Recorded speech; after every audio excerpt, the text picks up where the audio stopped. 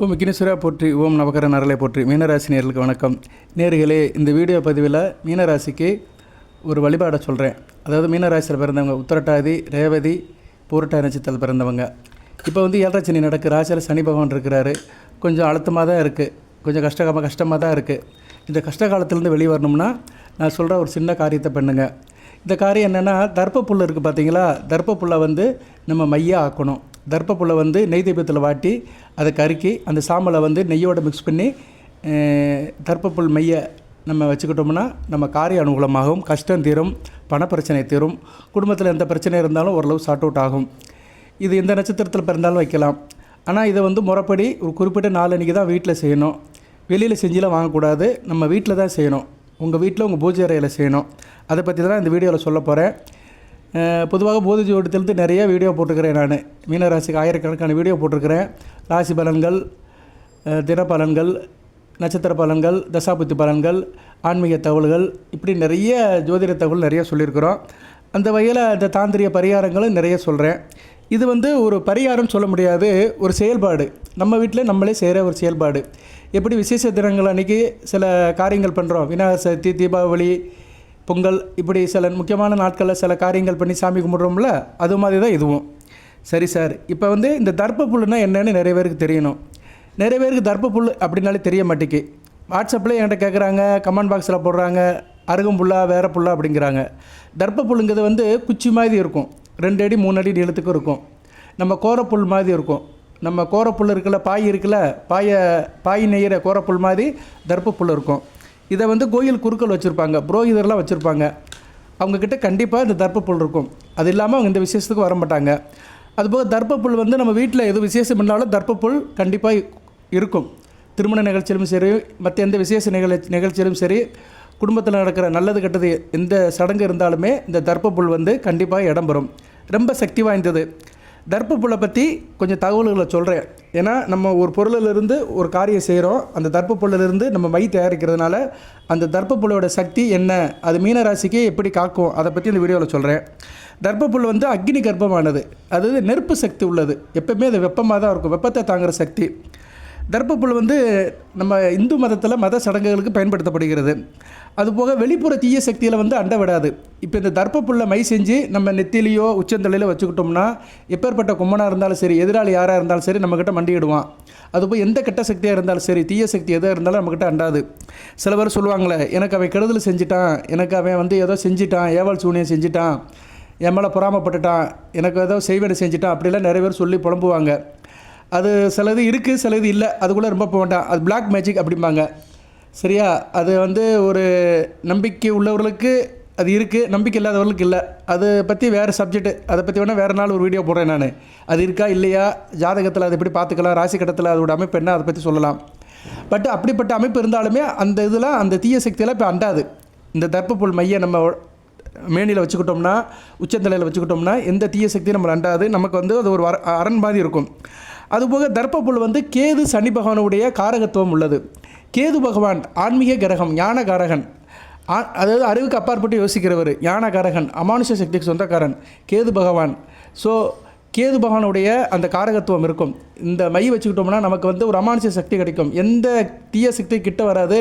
நம்மளுடைய எண்ணம், சிந்தனை எல்லாமே வேறு மாதிரி இருக்கும். சரியா? வருமுன் சில இதை நம்ம யோசனை பண்ணிடுவோம், இதுதான் நடக்கும், இது இப்படி தான் நடக்கும்னு சில சக்திகள் நமக்கு தெரிய ஆரம்பிச்சிடும். இந்த பிரபஞ்சத்தோட தொடர்பு நமக்கு அதிகமாக கிடைக்கும். அதுபோக சனி பகவானுடைய காரகத்துவம், நல்லா இருப்போம், தேக ஆரோக்கியத்தோடு நல்லா இருப்போம், நல்லா எதுலையுமே எஃபெக்டிவாக இருப்போம், எந்த ஒரு காரியத்தையும் நல்லா செய்வோம், ஆயுள் பலம் கூடும். சரியா? நியாயம் நீதி தர்மம் பார்ப்போம், யாருக்கு தீங்கு செய்ய மாட்டோம், பிறர் பெருமாள் ஆசைப்பட மாட்டோம், நியாய நீதி தர்மத்தோடு இருப்போம். ஸோ கேது அண்டு சனி பகவானுடைய காரகத்துவம் இந்த தர்ப்பப்புல்ல இருக்கிறதுனால இது ஒரு ஆன்மீக அமானுஷ்ய சக்தி வாய்ந்ததாக பார்க்கப்படுகிறது. அதுபோக மும்மூர்த்திகள் சிவா, பிரம்மா, விஷ்ணு 3 பேருமே இந்த தர்ப்பப்புல்ல இருக்கிறாங்க. சிவபெருமான் வந்து நுனியில் இருக்கிறாரு, அதாவது டாப் போர்ஷனில் வந்து சிவபெருமான் இருக்கிறாரு, மத்தியில் வந்து பிரம்மா இருக்கிறாரு, அடிப்பாகத்தில் வந்து பெருமாள் இருக்கிறாரு. ஸோ மும்மூர்த்திகளுமே இதில் வாசம் பண்ணுறாங்க. அதுபோக வந்து தர்ப்பப்புல் வந்து ஈரமாக இருந்தாலும் சரி, காஞ்ச புல்லாக இருந்தாலும் சரி, வெப்பமாக தான் இருக்கும். அதோடைய தன்மை வந்து வெப்பம்தான். எக்ஸ்ரேவை தாங்கும். கதிர் இயக்கம் சொல்கிறோம் பார்த்தீங்களா, மற்ற கிரகங்கள் இருந்து வருது, மற்ற ரேஸ் எதாக இருந்தாலுமே அதை தாங்குகிற சக்தி உண்டு. அதனால தான் கிரகணம் நடக்கும்போது சாப்பாட்டு பொருள் மேலே தர்ப்பப்புல் போடுவாங்க. இப்போ சந்திர கிரகணம் சூரிய கிரகணம் சில நேரம் நடக்கும், வருஷத்துக்கு 2 தடவை 3 தடவை நடக்கும். சரியா, ராகுகதிகளை வச்சு நடக்கும். அந்நேரம் சில கிரகணங்கள் நம்ம தமிழ்நாட்டில் தெரியும், பகலில் சில கிரகங்கள் தெரியும், சில கிரகங்கள் நைட்டில் தெரியும். எப்படி இருந்தாலுமே அந்த கதிர்வீச்சு வந்து உணவுப் பொருளை பாதிக்காமல் இருக்கணும் அப்படி சொல்லி நம்ம பாத்திரத்தெல்லாம் மூடி தட்டு மேலே தர்ப்பப்புல்லை போடுவோம். அந்த ஐதீகம் இன்னமும் இருக்குது. அது எதுக்கு போடுறோம்னா அந்த கதிர்வீச்சுகளை வந்து தர்ப்பப்புல் காக்கும், மனித வாழ்வுக்கு வந்து நல்ல ஒரு அமைப்பை கொடுக்கும். ஏன்னா உணவுப் பொருளில் அந்த கதிர்வீச்சு பட்டுச்சுன்னா, அந்த கிரகணத்தோட வீச்சு பட்டுச்சுன்னா உணவுப் பொருள் நஞ்சு ஆயிரும். அந்த நஞ்சுண்ட உணவை நம்ம சாப்பிட்டோம்னா நம்ம உடல் நலத்துக்கு அது தீங்கு விளைவிக்கும். அந்த தீங்கிலிருந்து நம்மளை காப்பாற்றுறது இந்த தர்ப்பப்புல். இப்படி நிறைய சொல்லிட்டு போகலாம். தர்ப்பப்புல்லை பற்றி நிறைய மகிமைகள் இருக்குது, அதோட சக்திகள், அதோட மகத்துவங்கள் நிறைய சொல்லலாம். நான் கொஞ்சம் ஷார்ட்டாக தான் சொல்லியிருக்கிறேன். இப்போ ஏற்பட்ட தர்ப்பப்புல்லை தான் நம்ம வந்து அந்த காரியத்துக்கு பயன்படுத்த போகிறோம். இது என்றைக்கு சார் செய்யணும் அப்படின்னா, இது என்றைக்கு செய்கிறோம் அதுங்கிறது அடுத்து. ஆனால் வீட்டில் தான் செய்யணும், பூஜை அறையில் தான் செய்யணும். பூஜை அறையில் கிழக்கு பக்கம் அல்லது வடக்கு பக்கம் பார்த்து தான் செய்யணும். இதை செய்ய வேண்டிய நாள் வந்து முக்கியமான நாள், அதுதான் ரொம்ப முக்கியம். இந்த வீடியோவோட முக்கியமான இடத்துக்கு வந்திருக்கிறோம். பௌர்ணமிக்கு மறுநாள் செய்யலாம். பௌர்ணமிக்கு மறுநாள் தேய்பிறை பிரதமை நடக்கும், அதாவது பாட்டமி திதி அப்படிம்பாங்க. தேய்பிறை பிரதமை அன்றைக்கி இதை செய்யலாம். கார்த்திகை நட்சத்திரம் வர்ற அன்றைக்கி செய்யலாம். கார்த்திகை நட்சத்திரம் வரும், 27 நட்சத்திரத்தில் கார்த்திகை நட்சத்திரம்னு ஒன்று இருக்குது, மாதத்துக்கு ஒரு தடவை வரும். அன்றைக்கி இந்த காரியத்தை செய்யலாம். அதுபோக நிறைஞ்ச அமாவாசை அன்றைக்கும் செய்யலாம். சரியா, 3 நாட்கள் முக்கியமான நாட்களாக உகந்த நாட்களாக பார்க்கப்படுகிறது. தேய்பிறை பிரதமை, கார்த்திகை நட்சத்திரம், நிறைஞ்ச அமாவாசை அன்றைக்கி இந்த காரியத்தை வீட்டில் வச்சு தான் செய்யணும். ரைட்டு. இது யார் செய்யலாம் சார் அப்படின்னா, 12 வயதுக்கு மேற்பட்ட ஆண் பெண் யார் வேணாலும் செய்யலாம். 12 வயதுக்கு மேற்பட்டவர்கள் ஆண் பெண் யார் வேணாலும் செய்யலாம். வயது வித்தியாசம்லாம் தேவையில்லை. வீட்டில் பெண்கள் விளக்கமாக போயிருந்தாங்க, வீட்டில் தூரமாக இருந்தாங்கன்னா அன்றைக்கி தவிர்த்துருங்க. அதுபோக வீட்டில் சொந்த பந்தம் அக்கம் பக்கத்தில் துக்க நிகழ்ச்சி நடந்துருச்சுன்னா அதையும் தவிர்த்துடணும். சரியா, அந்த நாட்கள்லாம் முடியணும், அந்த விசேஷம்லாம் முடிஞ்சு ஒரு நார்மலாக வந்த பின்னாடி தான் அந்த காரியம் செய்யணும். இந்த காரியத்தை ஒரு நாள் செஞ்சால் போதும். செஞ்சு அந்த மையை தயார் பண்ணி நீங்கள் வந்து யூஸ் பண்ணிக்கலாம். மை தீர்ந்து போச்சுன்னா மறுபடியும் செஞ்சுக்கலாம். ஆனால் செய்கிற நாட்கள் வந்து நான் சொன்ன நாட்களில் தான் செய்யணும். சரியா, அந்த திதி அந்த கார்த்திகை நட்சத்திரம் வர அன்றைக்கி தான் செய்யணும். அது ரொம்ப முக்கியம். சரி, இப்போ மீனராசிக்கு எப்படி சார் அப்படி பார்த்தோம்னா, மீனராசிக்கு அந்த திதி வர அன்றைக்கி நீங்கள் என்ன பண்ணணும்னா, காலையில் எழுந்திரிச்சிருங்க, குளிச்சு முடிச்சுருங்க. 6 to 7க்குள்ளே செய்யணும். ஏன்னா இது எந்த கிழமையிலாச்சும் வரலாம். அந்த நட்சத்திரமும் அந்த தேய்பிறை பிரதமையும் அமாவாசையும் எந்த கிழமையிலாச்சும் வரலாம். அந்த கிழமை அன்றைக்கி காலையில் 6 to 7 செய்யணும். அப்போ தான் அந்த கிழமையோட ஓரை இருக்கும், அந்த ஓரையில் செய்யணும். 6 to 7க்குள்ளே செய்யணும். வீட்டில் பூஜை அறையை ரெடி பண்ணிடுங்க. பூஜை அறையை வந்து சுத்தம் பண்ணிடுங்க. பூ வைங்க, மற்றபடி பஞ்சபாத்திரத்தை தீர்த்த வைங்க. நீங்கள் எப்படி வீட்டில் அஸ் யூஸ்வல் நீங்கள் வந்து ஒரு விசேஷ தினத்தன்னைக்கு எப்படி பூஜை ரூம் ரெடி பண்ணுவீங்களோ அதே மாதிரி ரெடி பண்ணுங்கள். குத்து விளக்கு ஏற்றுனால ஏற்றுங்க, எல்லாம் உங்கள் சௌகரியம்தான். சரியா, உங்கள் வசதிக்கு உட்பட்டு உங்கள் அமைப்புக்கு உட்பட்டு நீங்கள் பூஜை ரூமை தயார் பண்ணிக்கோங்க. நைவேத்தியத்துக்கு பால், நாட்டு சக்கரை எது வேணாலும் வைக்கலாம். சரியா, நான் சுருக்கமாக சொல்லியிருக்கிறேன், நீங்கள் எது வேணாலும் வைக்கலாம், உங்கள் சௌகரியம்தான்.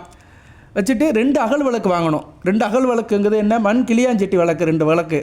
ஒரு விளக்கில் ஒரு திரியை போட்டு நெய்யை ஊற்றிடுங்க, தீபத்தை ஏற்றி வச்சுருங்க. ஒரு தீபம் எரியட்டும், சாமி பூஜை ரூமில் சாமி படத்துக்கு முன்னாடி எரியட்டும். இந்த தர்ப்பப்புல் இருந்து வாங்கிட்டு வரணும். இது நாட்டு மருந்து கடையில் தான் கிடைக்கும். நிறைய பேர் என்கிட்ட கேட்டாங்க, ஒரு 100 பேருக்கு மேலே கேட்டுட்டாங்க, தர்ப்பப்புல் எங்கே சார் கிடைக்கும், எங்கே சார் கிடைக்கும்னு. தர்ப்பப்புல் வந்து நாட்டு மருந்து கடையில் கிடைக்கும். இல்லைன்னா நீங்கள் கோயில் குருக்கள், இந்த புரோகிதர், இந்த இது பண்ணுவாங்கள்ல கோயிலில், நம்ம ஊரில் சொல்கிறாங்கல்ல பிராமணர் சொல்கிறாங்க பார்த்தீங்களா, அவங்ககிட்ட கிடைக்கும். இல்லைன்னா அவங்ககிட்ட கேட்டிங்கன்னா அது எங்கே கிடைக்கும்னு அதை சொல்லுவாங்க, அங்கே போய் நீங்கள் வாங்கிக்கலாம். ஸோ தர்ப்பப்புல் மேக்ஸிமம் நாட்டு மருந்து கடையில் கிடைக்கும். அந்த நாட்டு மருந்து கடையில் ஒரு 3 குச்சி வாங்கிட்டு வந்துடுங்க. ஒரு 5 ரூபா கொடுத்தீங்கன்னா ஒரு 5-6 10 குச்சி கிட்ட கொடுப்பாரு. சரியா, அதை வாங்கிட்டு வந்துடுங்க. மீன ராசிக்கு எத்தனை குச்சி ஒடிக்கணும் சார் அப்படின்னா, 7 குச்சி ஒடிக்கணும். 7 குச்சி வந்து 9 இன்ச்சு அளவில் ஒடிக்கணும். 9 இன்ச்சுன்னா 9 அங்கலம், 9 அங்குலம், 9 இன்ச்சு, 7 நம்பர். அடிஸ்கேலால் அளந்துக்கோங்க. 23 சென்டிமீட்டர் இருக்கணும். நீங்கள் 9 அங்கலம் நீங்கள் கட் பண்ணினீங்கன்னா அது கரெக்டாக 23 சென்டிமீட்டர் தான் இருக்கும். ஸோ 23 சென்டிமீட்டர் நீளத்துக்கு 9 குச்சி ஒடிச்சு வச்சுக்கோங்க. அந்த 9 எதுக்கு சொல்கிறேன்னா, 9 நவக்கிரகங்களுக்குமே 9. 7 குச்சி ரொம்ப சிறப்பாக பார்க்கப்படுகிறது. 7ங்கிறது எப்படி சார் அப்படின்னம்னா, உங்கள் ராசிக்கு பஞ்சமாதிபதி சந்திரன் 2 கூட, அவனுடைய நம்பர் 2. அடுத்து வந்து கேந்திராதிபதி புதன். ஏன்னா இவங்க 2 ஒரு வீடு தான் மீனராசிக்கு மறையாத வீடு. மீனராசிக்கு வந்து எப்பயுமே ஒரு நல்லது செய்ய காத்திருக்கிற கிரகங்கள் சந்திரனும் புதனும் தான். ஏன்னா மிதுனம், கன்னி, கடகம் மீனராசிக்கு மறையாத வீடு. அந்த ராசியிலிருந்து கவுண்ட் பண்ணோம்னா மீனராசி மறையாது. எப்பயுமே ஒரு ராசிக்கு வந்து உதவுற கிரகத்தோட வீடு மறையாமல் இருக்கணும். அந்த கிரகம் தான் எப்பயுமே வந்து அந்த ராசி நல்லது செய்யும். அதாவது நம்ம சிலர் வீட்டுக்கு போகிறோம், பெர்மிஷன் கேட்காம எப்போ வேணாலும் போகலாம். எப்போ வேணாலும் யார்கிட்ட பெர்மிஷன் கேட்காமலும் ஃபோன் பண்ணாமலும் எப்பயும் ஒரு வீட்டுக்கு போகிறோம். அந்த வீடு நமக்கு சாதகமான வீடு. அப்படி பார்க்கும்போது மீனராசிக்கு சாதகமான வீடு மிதுனம், கன்னி, கடகம். அதன்படி பார்க்கும்போது 7ஆம் நம்பர் வருது. 2+5 7 குச்சியை நீங்கள் ஒடிச்சு வச்சுக்கிறது மிகச்சிறப்பாக பார்க்கப்படுகிறது. இது ஒவ்வொரு ராசிக்கும் ஒவ்வொரு விதமாக மாறும். அதுக்காக தான் நான் ஒவ்வொரு ராசிக்கும் தனித்தனியாக வீடியோ போட்டுக்கிறேன். ஏன்னா மற்ற காரியம் எல்லாம் பொதுவானது. அந்த குச்சி மட்டும்தான் ரொம்ப முக்கியம். அந்த குச்சியோட எண்ணிக்கை இருக்குது பார்த்தீங்களா, அதுதான் ரொம்ப முக்கியம். அதில் ஒரு சக்தி இருக்குது. சரியா? சிறுதுரும்பும் பல்லு குத்த உதவும் சொன்ன மாதிரி எல்லாத்துலேயுமே ஒரு சக்தி இருக்குது. சரியா நேர்களே? வேப்பிலையில் உள்ள சக்தி கருவேப்பிலையில் கிடையாது. கருவேப்பிலையில் உள்ள சக்தி வில்வேலையில் கிடையாது. வில்வேலையில் உள்ள சக்தி துளசி இலையில் கிடையாது. ஆனால் இது 4மே இலைகள் தான். சரியா? 4மே மனித வாழ்க்கைக்கு பயன்படுது. ஆனால் ஒவ்வொரு இலையிலுமே ஒவ்வொரு மகத்துவம், ஒரு சக்தி இருக்குது. அது மாதிரி அந்த 7ஆம் நம்பரில் வந்து ஒரு சக்தி இருக்குது. அந்த 7 குச்சியை நீங்கள் ஒடிச்சு வச்சுக்கோங்க. 7 குச்சி ஒடிச்சு வச்சுட்டு இப்போ என்ன பண்ணுறீங்கன்னா, பூஜை புனஸ்காரம் பண்ணுறங்க, சாமி கும்பிடுங்க, தீப ஆராத்தனை எல்லாம் காட்டுங்க. இன்னொன்று முக்கியமானது, அதையும் சொல்லிடுறேன்.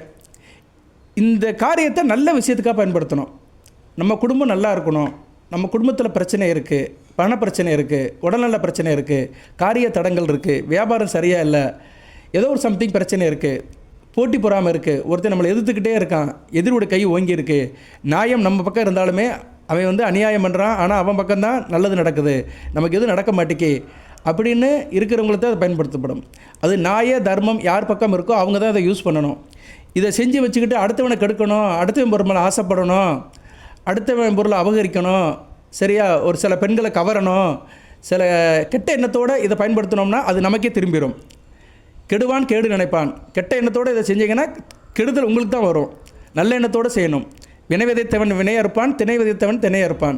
அதனால் நம்ம திணையை விருப்பம், நல்லதை அறுவடை பண்ணுவோம். அதனால் நல்ல காரியத்துக்கு தான் செய்யணும்.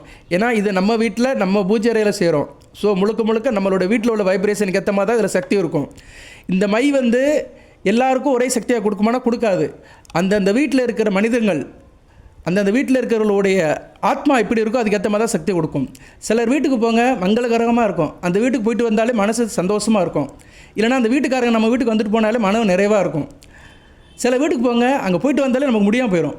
ஒரே ஒரு வைப்ரேஷன், நெகட்டிவ் வைப்ரேஷனாக இருக்கும். நிறைய பார்த்துருக்கேன் நான்லாம். பொதுவாக ஒரு வீட்டுக்கு வந்து ஒரு குறிப்பிட்ட ஆளுகள் வந்துட்டு போகணுங்க. வைத்தியர் வந்துட்டு போனோம், ஜோசியர் வந்துட்டு போனோம், சாதுக்கள் சாமியார்கள் வந்துட்டு போனோம், ஆன்மீகவாதிகள் வந்துட்டு போனோம். இந்த 4 பேர்த்தில் யாரோ ஒருத்தர் ஒரு வீட்டுக்கு அடிக்கவர் வந்துட்டு போனாருன்னா அந்த வீடு நல்லாயிருக்கும். சரியா? ஒரு வீட்டுக்கு வந்து இவங்களுடைய சங்கல்பம் இருக்கணும். இவங்களுடைய என்ன சொல்கிறது, அவங்களுடைய வாசம் அந்த வீட்டில் புரியணும்.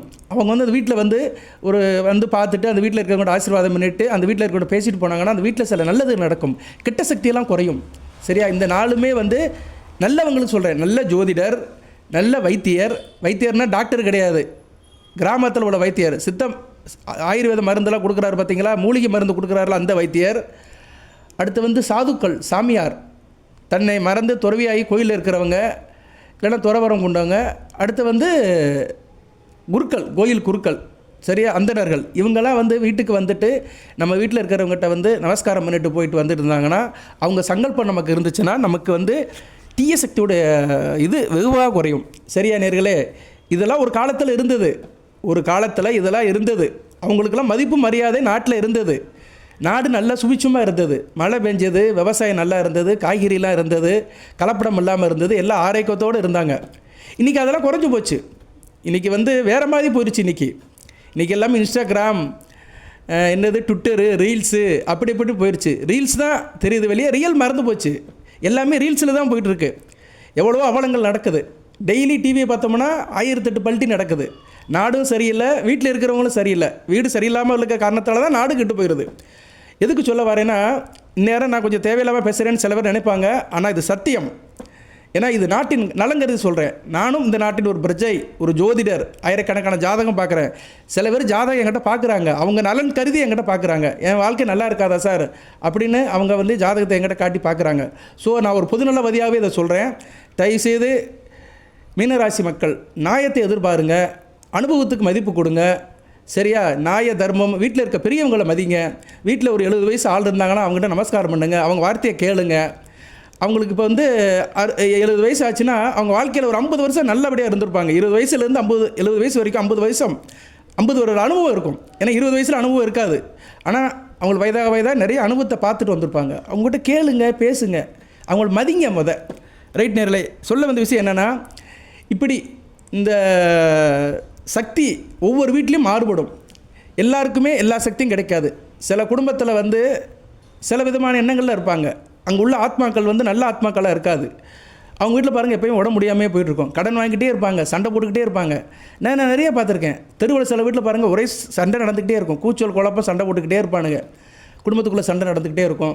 ஒரு சுற்றி கடன் வாங்கியிருப்பான். ஏன்னா அங்கே அந்த பாசிட்டிவ் வைப்ரேஷன் இல்லை, நேர்மறை சக்தி இல்லை. அது அந்த அமைப்பு இருக்கும். அவங்க ஜாதகத்தை வாங்கி பார்த்தா கண்டிப்பாக இருக்கும். எதுக்கு சொல்ல வரேன்னா, ஒவ்வொரு வீட்லையுமே இந்த சக்தி மாறுபடும், இந்த மையோட சக்தி மாறுபடும். அதனால் என்ன பண்ணுறீங்கன்னா, நல்ல காரியத்துக்கு இதை பயன்படுத்துங்க. சாமியுமே கும்பிடுங்க. கும்பிட்ட பின்னாடி இந்த 7 குச்சி இருக்குது பார்த்தீங்களா, இதை என்ன பண்ணுறீங்கன்னா, அந்த ஒரு தீபம் எரியுது பார்த்தீங்களா, அகல் விளக்கு, நெய் விளக்கு, அந்த விளக்கில் பொருத்துங்க. சரியா? பத்தியை பொறுத்துற மாதிரி பொருத்துங்க. பொருத்திட்டு ஒரு தாம்பளத்தில் வச்சுருங்க. பித்தளை தாம்பளத்திலையோ இல்லைன்னா கண்ணாடி பவுலையோ வச்சுருங்க. அது பரிபூர்ணமாக எரிஞ்சு அந்த சாம்பல் அதில் கலெக்ட் ஆயிரும். கொஞ்சம் போல் தான் கிடைக்கும், நிறையெல்லாம் கிடைக்காது. கைப்பிடி அளவுக்குலாம் கிடைக்காது. கொஞ்சம் போல் இத்தினோடு கிடைக்கும். நம்ம பத்தி பொருத்தினோம்னா எவ்வளோ சாம்பல் கிடைக்கும், அது மாதிரி தான் கிடைக்கும். அதை என்ன பண்ணுறீங்கன்னா, அப்படியே அந்த இன்னொரு இதில் தட்டுறீங்க. இன்னொரு அகல் விளக்கு ஃப்ரீயாக ஒன்று இருக்குல்ல, ஒரு விளக்கு, ஒரு கிளியாஞ்செடி ஃப்ரீயாக இருக்குல்ல, அதில் அந்த சாம்பலை போட்டுருங்க. இப்போ என்ன பண்ணுறீங்கன்னா, அந்த எரியிற தீபத்தில் இருந்து கொஞ்சம் நெய்யை எடுத்து அதில் ஊற்றுங்க. ஒரு சின்ன கரண்டியால், ஏன்னா சூடாக இருக்கும், அதுலேருந்து ஒரு சொட்டோ 2 சொட்டோ ஊற்றுங்க. அந்த சாம்பலுக்கு ஏற்ற மாதிரி, அந்த ப்ரொபோஷனுக்கு ஏற்ற மாதிரி, காம்பினேஷனுக்கு ஏற்ற மாதிரி ஊற்றுங்க. ஊற்றிட்டு ஒரு 2 நிமிஷம் பொறுத்துட்டு, உங்களுடைய வலதுகை ஆள்காட்டி விரல் இருக்குல்ல, வலதுகை ஆள்காட்டி விரல், அதை இண்டெக்ஸ் ஃபிங்கர் அப்படிமோ, அந்த விரலால் அதை மிக்ஸ் பண்ணுங்கள். ஏன்னா ஆள்காட்டி விரல் குருவின் ஆதிக்கம் உள்ளது. இருக்கிற கிரகங்களே குரு ரொம்ப முக்கியமான கிரகம். இயற்கை சுபர், பொன்னானன், தனகாரகன், புத்திரகாரகன், குரு பார்க்க கோடி நன்மை. அதுபோல் மீனராசிக்கு ராசிநாதன். அந்த பெருவரலால் அதை மிக்ஸ் பண்ணுங்கள். கொஞ்சம் போல் அப்படியே மை மாதிரி ஆகும். நெய்யும் அந்த சாம்பலும் சேர்ந்து ஒரு கிரே கலரில் வரும் அல்லது பிளாக் கலரில் வரும். அதை அப்படியே வச்சுக்கோங்க. வச்சுட்டு இப்போ என்ன பண்ணுறீங்கன்னா, காரியம் முடிஞ்சு போச்சு. இப்போ எல்லோரும் தெய்வத்தை நினச்சி கும்பிட்டு முடிச்சுட்டு அதை தொட்டு உச்சந்தலையில் வைக்கிறீங்க. ஆணாக இருந்தாலும் சரி, பெண்ணாக இருந்தாலும் சரி, உச்சந்தலையில் வைக்கிறீங்க. ஓம் நம சிவாய நமக அப்படின்னு சொல்லிட்டு உச்சந்தலையில் வைங்க. கிழக்கு பக்கம் நின்று வைக்கணும். சரியா? கிழக்கு பக்கம் நின்று வைக்கணும். அந்த கிளியாஞ்சட்டியில் உள்ளதை பூஜை ரூம்லேயே வச்சுக்கலாம். சரியா? பாதுகாப்பாக பூஜை ரூம்லேயே ஒரு வாரத்தில் வச்சுக்கோங்க.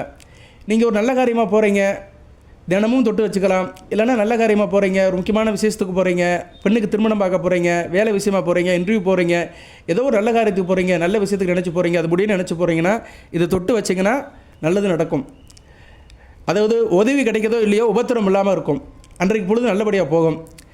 இதை வீட்டில் இருக்க எல்லோரும் வச்சுக்கலாம், குழந்தைக்கும் வைக்கலாம். சரியா நேர்களே? பெண்கள் வீட்டுக்கு வழக்கமாக போகிற அன்றைக்கி வைக்க வேண்டாம். சரியா? மற்றபடி காலையில் வச்சுக்கலாம். இதை காலையில் குளித்து முடிச்சுட்டு, பூஜையெல்லாம் முடிச்சுட்டு நீங்கள் வெளியே கிளம்பும்போது வச்சுட்டு போகலாம். இதை வச்சுட்டு நீங்கள் நான்வெஜ் சாப்பிடுறது, மற்ற காரியம் பண்ணுறதெல்லாம் பண்ணுங்க. அதுக்குள்ளெல்லாம் வரமாட்டேன். ஏன்னா காலையில் வைக்கும்போது நம்ம சுத்தமாக வைக்கிறோம், அவ்வளோதான். பொதுவாக எல்லாருமே காலையில் பூஜை ரூமில் சுத்தமாக தான் இருப்போம். சரியா? பூஜை ரூமில் குளிச்சு முடிச்சுட்டு சுத்தமாக தான் இருப்போம். ஸோ அந்த சிச்சுவேஷன்லேயே, அந்த சூழ்நிலையிலே வச்சுருங்க. தெய்வத்தை நினச்சி வச்சுட்டு போனீங்கன்னா நல்ல விதமாக பார்க்கப்படுகிறது. ஓகே நேர்களே, இதுக்கு மேலே இதில் சொல்கிறதுக்கு ஒன்றும் இல்லை. எதுவும் சந்தேகம் இருந்தால் கமெண்ட் பாக்ஸில் கேளுங்க. ஃபோன் பண்ணிலாம் கேட்காதீங்க. எல்லா நேரமும் என்னால் ஃபோன் எடுத்து எக்ஸ்பிளைன் பண்ண முடியாது. புரியலைன்னா திருப்பி ஒரு தடவை வீடியோ கேளுங்க. சரியா? நல்லா தெளிவாக தான் சொல்லியிருக்கிறேன். சரியா? எல்லாருக்கும் புரிகிற மாதிரி தான் சொல்லியிருக்கிறேன். அதனால் ஒரு சின்ன காரியம்தான் நம்ம வீட்டில் செய்ய போகிறோம். பத்தியை பொருத்தி சாம்பல் எடுக்கிற மாதிரி தர்ப்பப்புல் 7 தர்ப்பப்புல் குச்சியை தீபத்தில் காட்டி, நெய் தீபத்தில் காட்டி சாம்பல் எடுத்து அதில் நெய்யை மிக்ஸ் பண்ண போகிறோம். அவ்வளோதான். சரியா? சின்ன காரியம்தான். இதை செய்யுங்க, சிறப்பாக இருப்பீர்கள். நம்பிக்கையோடு செய்யணும். இது எல்லோரும் செய்யணும்லாம் சொல்ல மாட்டேன். சரியா? யார் வேணாலும் செய்யலாம், ஆனால் எல்லோரும் செய்யணும் சொல்ல மாட்டேன். நம்பிக்கை இருக்கிறவங்க செய்யுங்க, நல்வழிப்படுங்க. எத்தனையோ இது மாதிரி காரியங்கள் இருக்குது. எத்தனையோ காரியங்கள் நம்ம வீட்டில் செய்யலாம். சரியா நேர்களே? தெய்வத்தின் முன்னாடி பூஜை ரூமில் தெய்வத்தை சாட்சியாக வச்சுக்கிட்டு ஒரு மன திருப்தியோடு இதை செய்யலாம். மனம்தான் சகலமும் என்பார். மனம் நல்லபடியாக இருந்ததுன்னா செயலும் சிந்தனையும் நல்லா இருக்கும். வாழ்த்துக்கள். இந்த தர்ப்பப்புல்லால் செஞ்ச மை மீனராசி நேயர்களுக்கு சில சௌபாகியத்தையும், சில ஐஸ்வர்யத்தையும், சில நன்மையிலும் கொடுக்கும். பூரட்டாதி, உத்திரட்டாதி, ரேவ நட்சத்திர நேயர்களுக்கு எல்லாமல் இறைவன் சில சௌபாகியத்தையும், சில ஐஸ்வர்யத்தையும், சில நன்மையிலும் கொடுப்பார். அனைத்து வளங்கள் நலங்களை பெற்று தேக ஆரோக்கியத்துடன், தீர்க்காயலுடன் நீடுவோடு வாழ்க, நிறைந்த வளம் பெறுக. நன்றி நேயர்களே.